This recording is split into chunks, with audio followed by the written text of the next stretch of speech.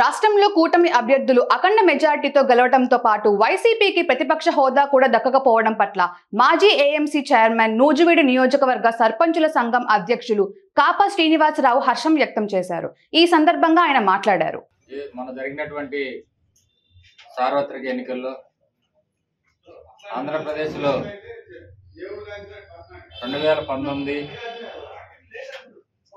151 మంది ఎమ్మెల్యేలు 22 పార్లమెంటు సభ్యులతో అధికారం చేపట్టినటువంటి జగన్మోహన్ రెడ్డి 41% ఓట్లతో ఈ రాష్ట్రాల్లో విధ్వంసం,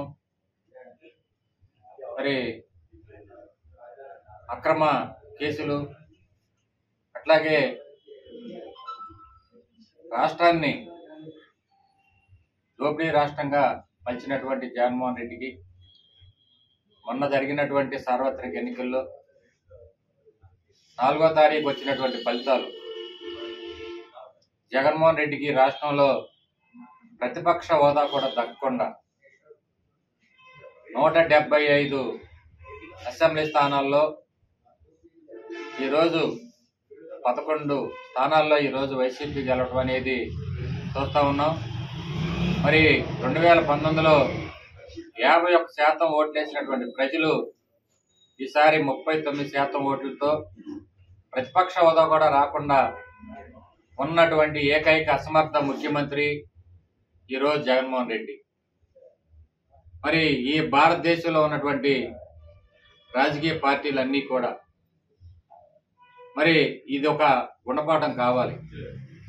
151 మందిని గెలిపించి రాష్ట్ర అభివృద్ధి కోసం పనిచేయమని ప్రజలు తీర్పిస్తే ఎక్కడ కూడా ఒక రాష్ట్రానికి రాజధాని లేకుండా చేసి 3 రాజధానులని 5 సంవత్సరాలు కూడా 3 ముక్కలాట ఆడి ఏదైతే రాష్ట్ర రాజధాని కోసం మరి 2014 నుంచి 2019 వరకు కూడా 33,000 ఎకరాలు రాష్ట్ర రాజధాని కోసం భూసేకరణ చేసి దాంట్లో ఆ రోజు ప్రతిపక్ష నాయకుడిగా ఉన్నటువంటి జగన్మోహన్ రెడ్డి ఆంధ్రప్రదేశ్ ఏదైతే 13 జిల్లాలకి నడిబొట్టున ఉన్నటువంటి అమరావతి అయితే ఈ రాష్ట్రం అభివృద్ధి చెందుద్ది, అందరికి అందుబాటులో ఉంటుందని కూడా ప్రతిపక్ష నాయకుడిగా ఆ రోజు మాట్లాడి సుమారు రాష్ట్ర రాజధాని కోసం 30,000 ఎకరాలు రాజధానికి అవసరాలని చెప్పినటువంటి వ్యక్తి ముఖ్యమంత్రి అయిన నుంచి కూడా ఎక్కడ అమరావతిని 33,000 ఎకరాలు రాష్ట్ర రాజధానికి ఇచ్చిన రైతాంగాన్ని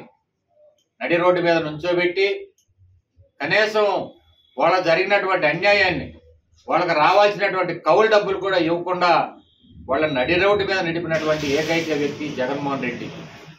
ఈరోజు అమరావతి రైతులందరూ కూడా వాళ్ళ జరిగిన అన్యాయం మీద కనీస పాదయాత్ర చేసుకుంటూ ఆ రోజు వెంకన్న స్వామికి అట్లాగే ఇచ్చాపురం వరకు కూడా వెళ్ళాలని మహిళలు కూడా రకరకాల ఇబ్బందులు పెట్టి పాదయాత్ర కూడా చేసుకొని పని చేసినటువంటి ఒక హిట్లర్ ముఖ్యమంత్రి ఎవరన్నా ఉన్నారంటే జగన్మోహన్ రెడ్డి.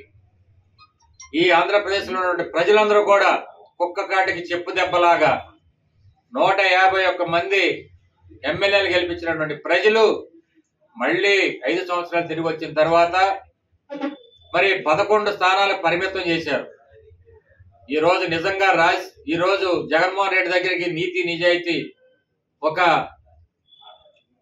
ఉన్నటువంటి వ్యక్తి అయితే ఈ రోజు అతను కూడా రాజీనామా చేయాలి, అతని పార్టీని మూసేయాలి. ఈ రోజు మేము ఒకటే డిమాండ్ చేస్తా ఉన్నాం.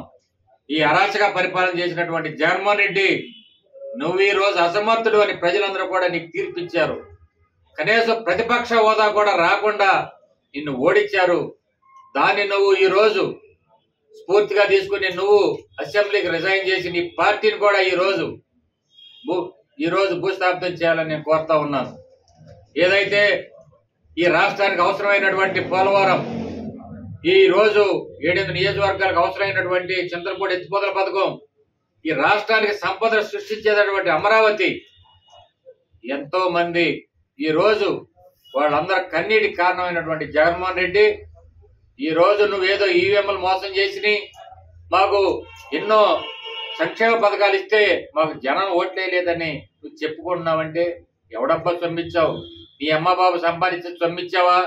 ఈ రోజు 12 లక్షల కోట్లు అప్పులు చేసి రాష్ట్రంలో సామాన్య ప్రజలకి నువ్వు ఈ రోజు సంక్షేమ పథకాల ద్వారా ఇచ్చింది సుమారు 2.5 లక్షల కోట్లు.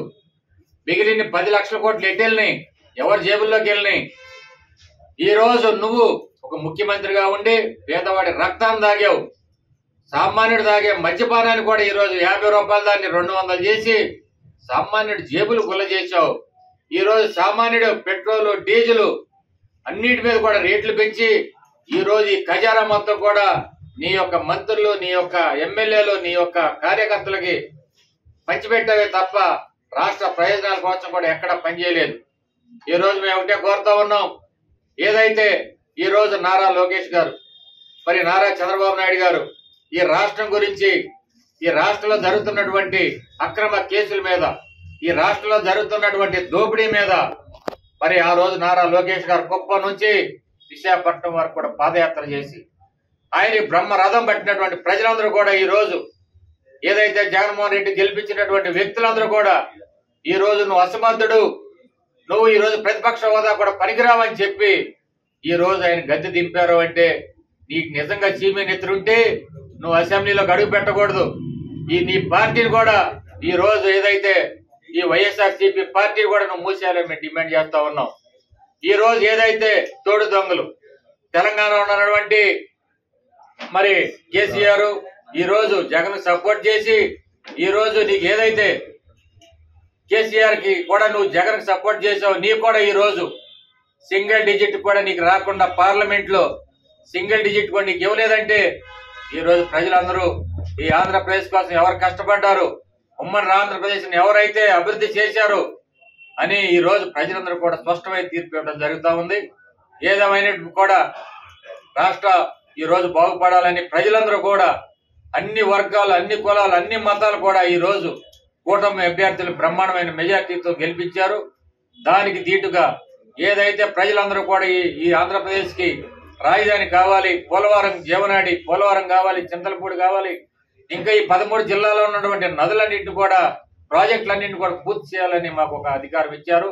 ఈ రోజు నూజివీడు నియోజకవర్గం నుంచి కూడా పులుసు పార్థసారథి గారు మరి ఎమ్మెల్యే గెలిచారు.